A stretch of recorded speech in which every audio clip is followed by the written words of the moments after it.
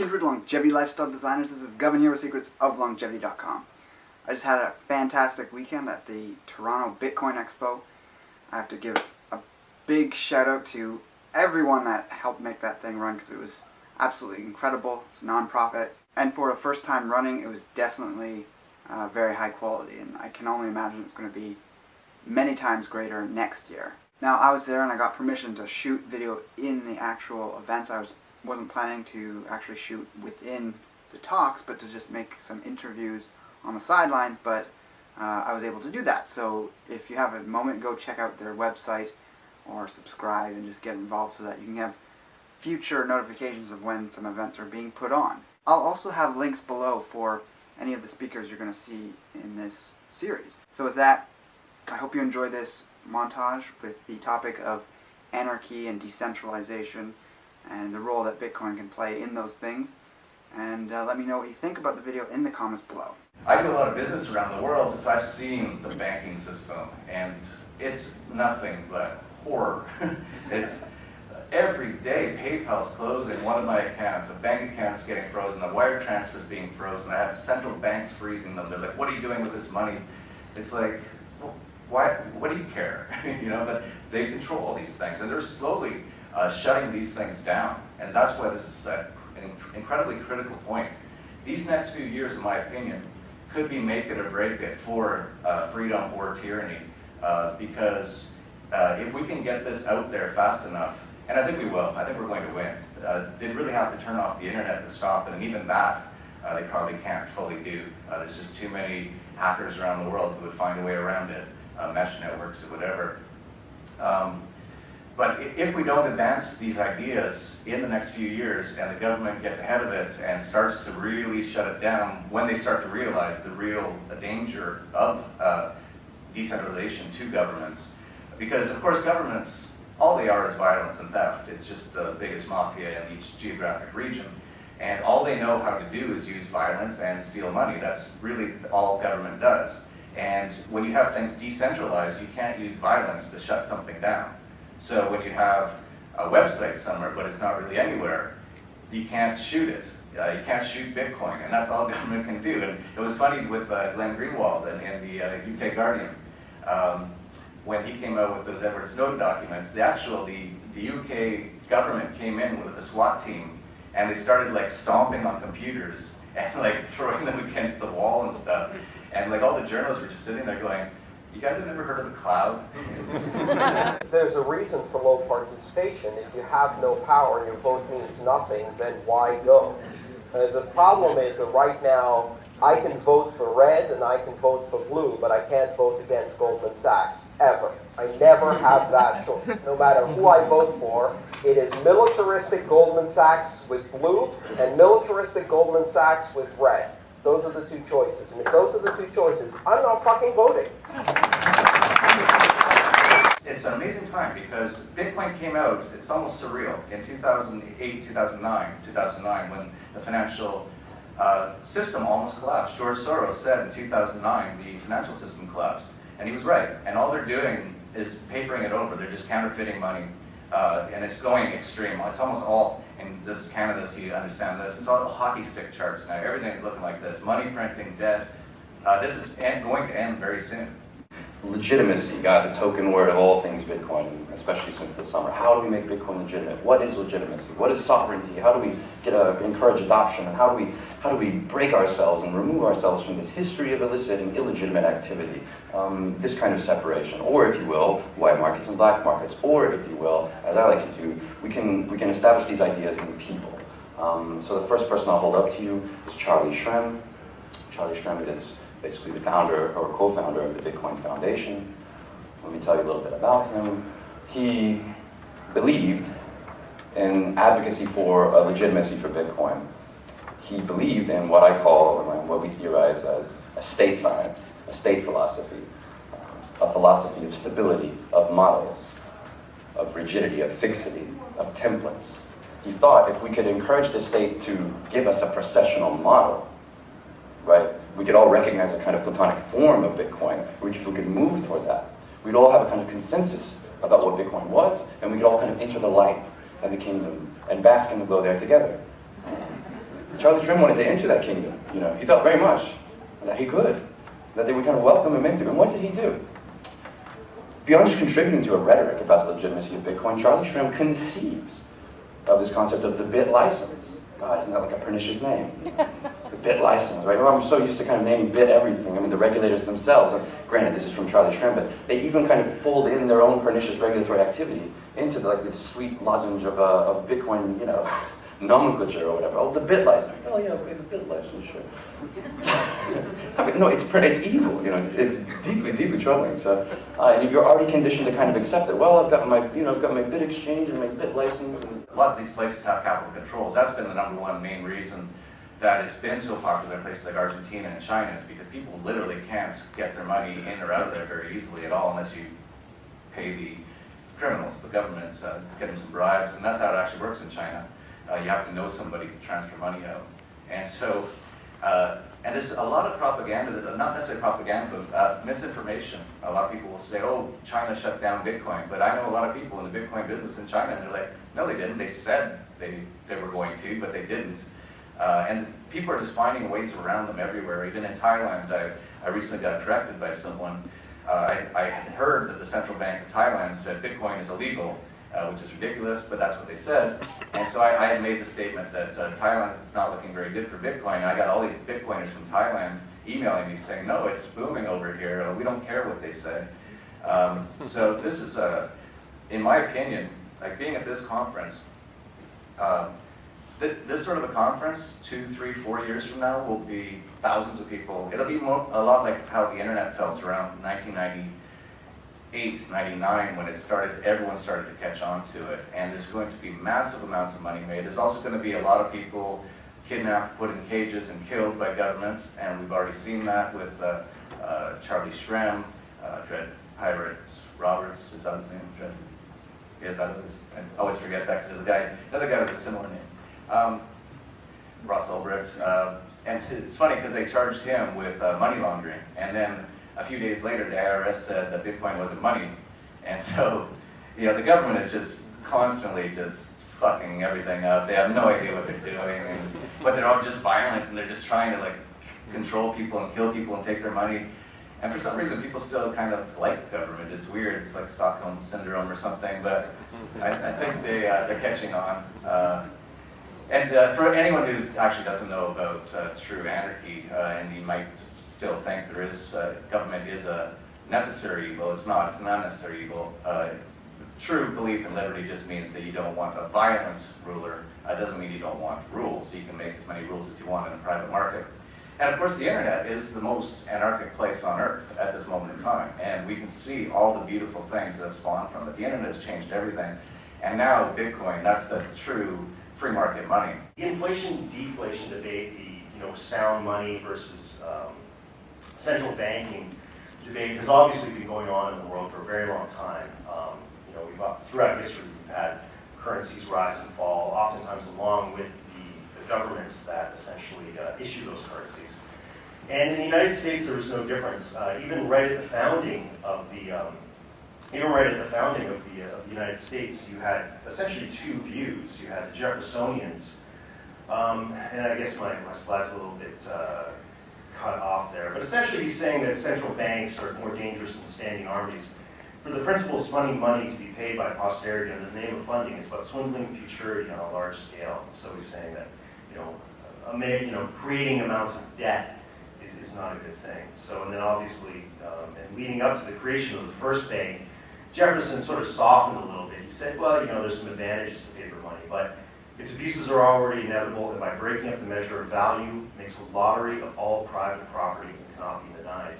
So really, that's what money should serve as. It's a measure of value. It's a way that you measure things. That's all it is. And essentially, that's the way it functions. Now, and then you had, on the opposite camp, you had the Hamiltonians. So then, of course, what he actually said was, the tendency of the national bank is to increase public and private credit. The former gives power to the state for the protection of its rights and interests. And the latter facilitates and extends the operations of commerce among individuals.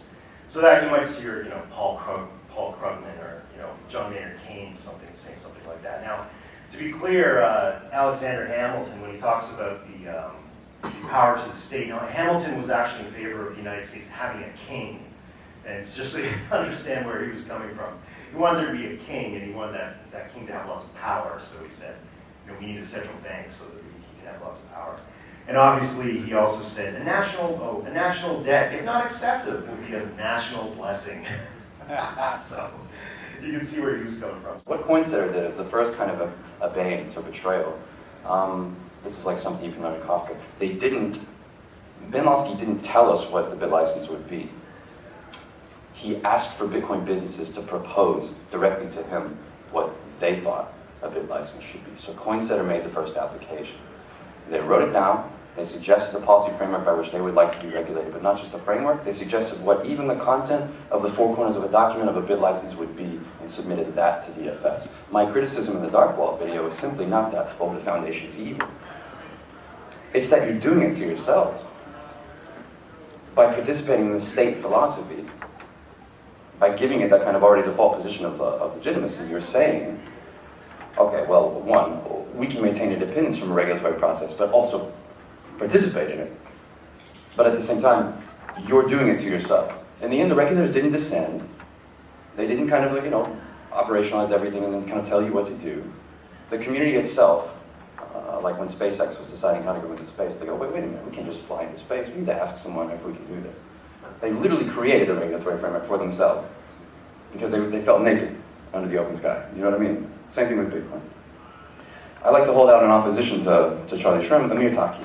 Amir Taki gave his presentation at the hackathon yesterday for the dark market. In 30 hours, he developed a distributed Silk Road. Silk Road being the deep web's great, monumental marketplace for the settling of Bitcoin and the distribution of drugs. I mean, its only flaw was that it was centralized, and eventually they were able to uncover where it was and find its administrator, allegedly.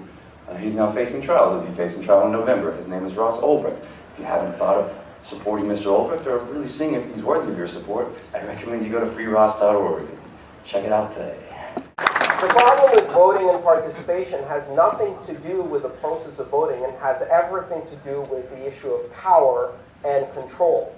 And if you play the charade every 4 years in order to get an illusion of power, I'd rather divest from the system by taking my currency away. And that gives me real power. I am voting. I'm voting with my wallet.